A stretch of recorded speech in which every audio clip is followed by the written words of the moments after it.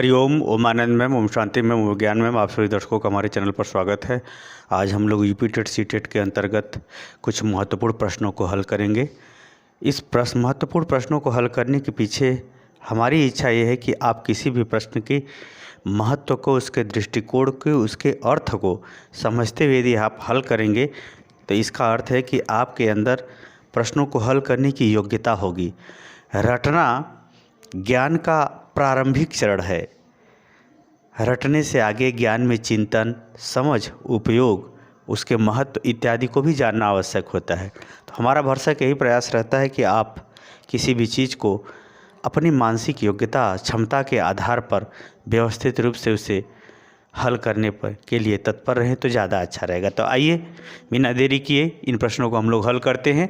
अधिगम के लिए कौन सी धारणा यानी कौन सा विचार, धारणा यानी सोच, कौन सा दृष्टिकोण सबसे उपयुक्त होगा? पहला है, प्रयासों से कोई फर्क नहीं पड़ता।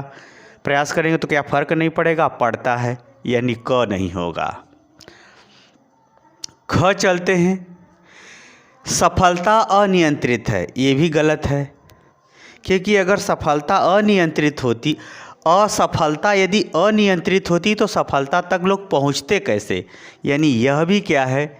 गलत है। अधिगम के लिए ये भी धारणा क्या है? गलत है, क्योंकि असफलता को नियंत्रित लोग करते हैं तभी वो सफलता तक पहुंचते।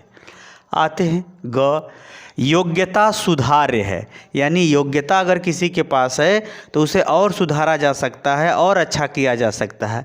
हाँ, ये वाला अधिगम के लिए सही है। अब चलते हैं घ को भी चेक कर लेते हैं। योग्यता अटल है? नहीं, योग्यता को टाला जा सकता है, अर्थात आप उस पर ध्यान नहीं देंगे तो योग्यता खत्म हो जाएगी, समाप्त हो जाएगी या बदल जाएगी। तो अर्थात ये वाला भी घ वाला गलत है, राइट आंसर हो जाएगा ग, योग्यता सुधार्य है, योग्यता में सुधार किया जा सकता है। दूसरा क्वेश्चन देखते हैं, पियाजे के अनुसार संज्ञानात्मक संरचनाओं का किस रूप में वर्णन किया है? यानी पियाजे अपने संज्ञानात्मक विकास सिद्धांत के अंतर्गत संज्ञानात्मक संरचनाओं का वर्णन किस रूप में किया है? देखिए, जब किसी का नाम लेकर के पूछा जाता है तो यह आवश्यक हो जाता है कि आप उसके सिद्धांत को डीपली और व्यवहारिक तौर से आप उसे जोड़ करके पढ़े हो, तभी आप उसे समझ सकते हैं। तो अगर हम बात करें जीन पियाजे के संज्ञानात्मक विकास के सिद्धांत के अंतर्गत ज्ञान की रचना किस रूप में होती है, इसका वर्णन उन्होंने किया है स्कीमा के रूप में किया है वर्णन। यानी इन्होंने कहा है कि वास्तव में जो ज्ञान का विकास होता है एक मानसिक संरचना होती है।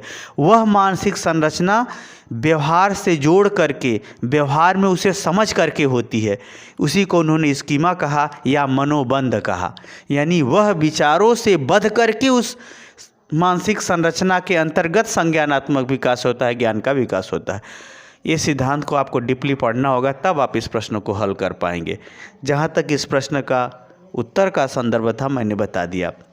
तो यस आर थ्योरी, स्किनर, मनोवैज्ञानिक उपकरण नहीं। मनोवैज्ञानिक उपकरण का तात्पर्य होता है कि मानव व्यवहार को करने के लिए विभिन्न साधनों का प्रयोग करना, ये भी नहीं किया है। विकास का समीपस्थ क्षेत्र, यानी संज्ञान विकास का सबसे समीप क्षेत्र होता तो ज़रूर है, लेकिन इस बात को पियाजे ने नहीं कहा था। पियाजे ने संज्ञानात्मक विकास को स्कीमा के रूप में वर्णन किया था संज्ञानात्मक संरचनाओं के लिए। आगे चलते हैं, क्वेश्चन देखते हैं, अध्ययन अध्यापन का सबसे प्रभावशाली माध्यम क्या है? बिना विश्लेषण के अवलोकन, यानी बिना किसी चीज़ को बताए हुए, विशेष जानकारी दिए हुए उसको देखना? नहीं।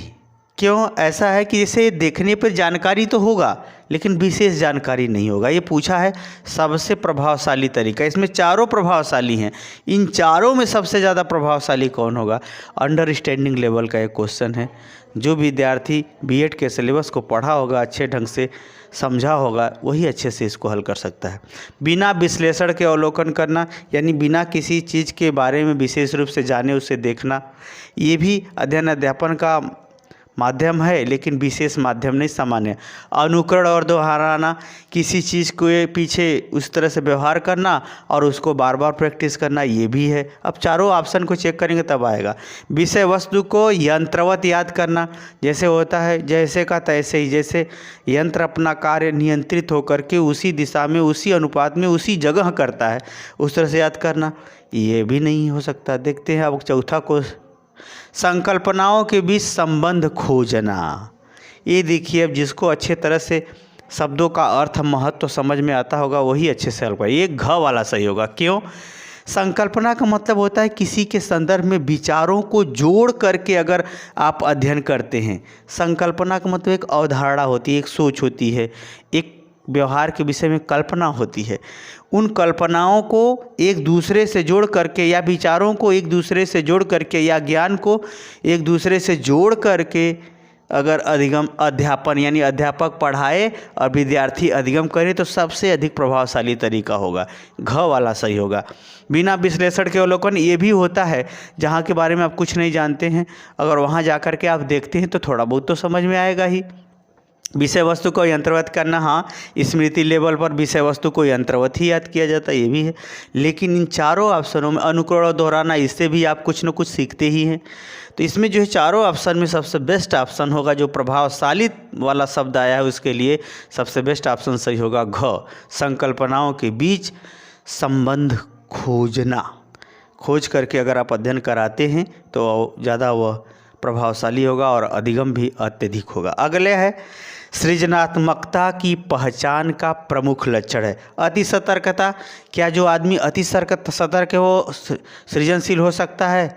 हो भी सकता है, नहीं भी हो सकता है। कन्फ्यूजन, जैसे चोर अत्यधिक सक्रिय होता है, और कोई भी हो सकता है, समाज सेवक या मजदूर कोई भी हो सकता है।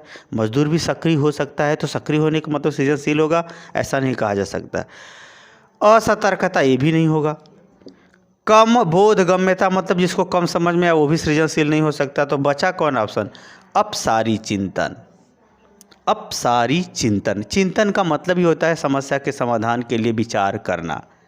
तो जो अपसारी चिंतन होता है, इस चिंतन के अंतर्गत अधिगमकर्ता जो है अपनी जो आवश्यकता है या समस्या है, जो परिवर्तन है, जो इच्छा है, उसके लिए वह खोज खाज करके जो है किसी तरह से बाहर से खोज खाज करके उसका समस्या का समाधान अपने चिंतन के माध्यम से खोजने का प्रयास करता है। वो सृजनात्मकता का लक्षण है। अतः इस क्वेश्चन का घ वाला सही हो जाएगा।